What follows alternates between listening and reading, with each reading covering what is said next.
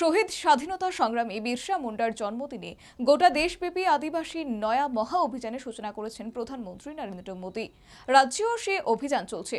সোমবার দক্ষিণ ত্রিপুরার মনুর তৈকর্ম হাই স্কুলে প্রধানমন্ত্রী জনজাতি আদিবাসী নয়া মহা অভিযান কর্মসূচি পালিত। অনুষ্ঠানে নিজ ভাষণে দেশ এবং রাজ্যের সর্বত্র জনজাতিদের উন্নয়নের দিশা দেখালেন কেন্দ্রীয় প্রতিমন্ত্রী প্রতিমা ভৌমিক। গোটা দেশব্যাপী সরকারি এবং বেসরকারিভাবে জনজাতিদের উন্নয়নে বর্তমানে জোর প্রয়াস। এর নিরিখে শহীদ স্বাধীনতা সংগ্রামী বিরসা মুন্ডার জন্মদিনে গোটা দেশব্যাপী আদিবাসী নয়া মহা অভিযানের সূচনা করেছেন প্রধানমন্ত্রী নরেন্দ্র মোদী। রাজ্যেও সে অভিযান চলছে। সে আঙ্গিকে সোমবার দক্ষিণ ত্রিপুরার মনুর তৈকর্ম হাই স্কুলে প্রধানমন্ত্রী জনজাতি আদিবাসী নয়া মহা অভিযান কর্মসূচি পালিত। অনুষ্ঠানে প্রধান অতিথি হিসেবে উপস্থিত ছিলেন কেন্দ্রীয় প্রতিমন্ত্রী প্রতিমা ভৌমিক।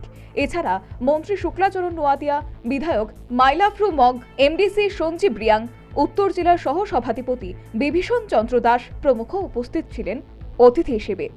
অন্যান্য অতিথিদের সঙ্গে নিয়ে প্রদীপ জ্বালিয়ে অনুষ্ঠানের আনুষ্ঠানিক উদ্বোধন করেন কেন্দ্রীয় প্রতিমন্ত্রী প্রতিমা ভৌমিক। অনুষ্ঠানে নিজ ভাষণে জনজাতিদের উন্নয়নের দিশা দেখালেন কেন্দ্রীয় প্রতিমন্ত্রী প্রতিমা ভৌমিক।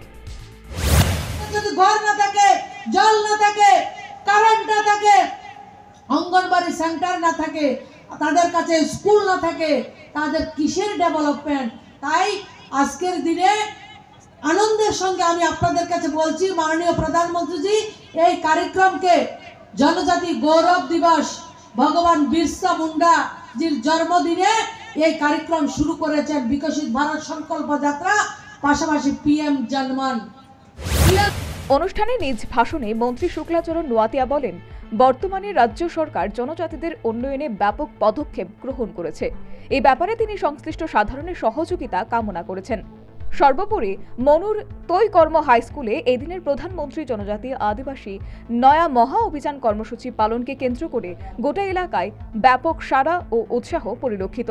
আক্ষরিক অর্থে ছিল রীতিমতো উৎসবের পরিবেশ।